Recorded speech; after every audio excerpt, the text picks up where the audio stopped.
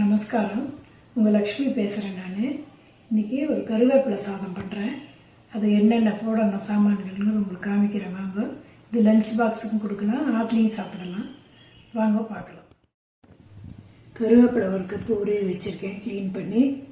அதுக்கப்புறம் வறுக்கிறதுக்கு கடலைப்பருப்பு, உளுத்தம்பருப்பு ஒரு 2 ஸ்பூனு, மிளகு ஒரு 10, ஒரு ஸ்பூன் எள், காரத்துக்கு தகுந்த மாதிரி 4 மிளகாய் நான் போட்டுருக்கேன். ஒரு சின்ன எலுமிச்சம்பழம் அளவு புளி வச்சுருக்கேன். பெருங்காயம் இருக்குது. வறுக்கிறதுக்கு எண்ணெய் வச்சுருக்கேன்.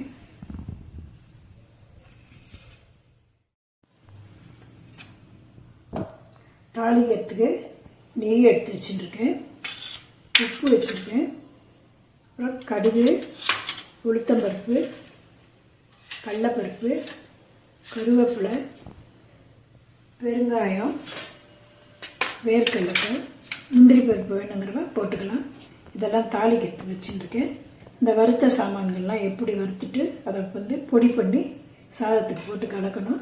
முதல்ல வறுக்கிற சாமான்கள்லாம் போட்டு வறுக்கலாம். வாங்க பார்க்கலாம். பாண்லி போட்டிருக்கேன். கேஸ் ஆன் பண்ணி எண்ணெய் ஒரு ஸ்பூன் விட்டுருக்கேன். ஒன்று ஒன்றா போட்டு வறுத்துக்கலாம். முதல்ல நான் மிளகா போடுறேன். காரத்துக்கு தகுந்த மாதிரி போட்டுக்கோங்க. நான் 4 மிளகா போட்டிருக்கேன்.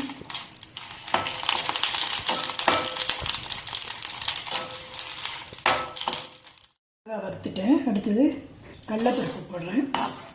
இதையும் நல்ல கோல்டன் ப்ரௌனாக வறுத்துட்டேன். அடுத்தது உளுத்தம்பருப்பு போடுறேன். இதோட கூட மிளகு போடுறேன். 2 வறுத்ததுக்கு அப்புறம் லாஸ்ட்டில் எள் வறுத்துக்கலாம். அடுத்தது எள் போடுறேன். எள் வெடிக்கட்டும்.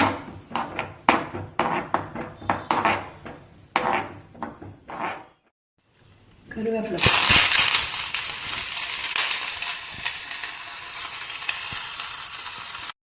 வறுத்துட்டேன். நல்லா வறுத்துட்டு இதோட கொஞ்சம் பெருங்காயம் போடுறேன்.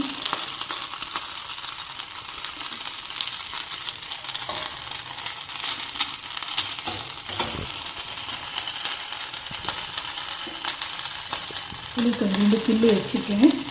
இந்த புளியை அதில் போட்டு பரட்டி எடுத்துக்கலாம். தேங்காய் வேணுங்கிறத தேங்காய் போட்டுக்கலாம். நான் தேங்காய் போடுறேன்.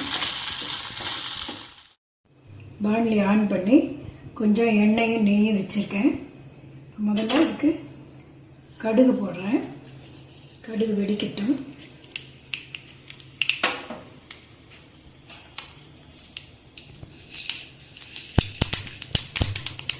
கடலைப்பருப்பு போடுறேன்.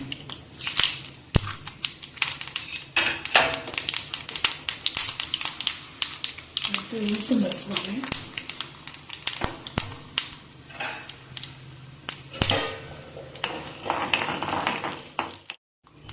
அடுத்து வேர்க்கடலை போடுறேன். கொஞ்சம் பெருங்காயம் போடுறேன்.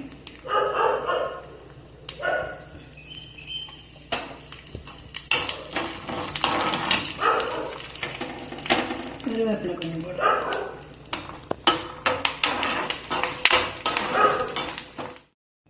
வறுத்த சாமான்களை இந்த மாதிரி குறைன்னு பொடிச்சு வச்சுருக்கேன். இது மாதிரி இதெல்லாம் தாளிப்பு போட்டு வச்சுருக்கேன். 1 டம்ளர் சாதம் ஆற வச்சு 1 ஸ்பூன் எண்ணெய் விட்டு புதுத்து வச்சுட்டுருக்கேன். இப்போ தாளிச்சதை இதில் போட்டுடலாம். பொடியும் இது மேலே போட்டுக்கலாம். வேணுங்கிறவா பச்சை தேங்காயோ இல்லை கொப்பரையோ போட்டு இதை வறுத்துக்கலாம். வறுத்து இதில் போட்டுடலாம். எல்லாம் சேர்த்தி போட்டு இது கலக்க வேண்டியதான். கருவேப்பிலை சாதம் ரெடி. நீங்களும் பண்ணி பார்த்துட்டு உங்களுக்கு பிடிச்சிருந்ததுன்னா எங்களுக்கு கமெண்ட்ஸ் பண்ணுங்கள், ஷேர் பண்ணுங்கள், சப்ஸ்கிரைப் பண்ணுங்கள்.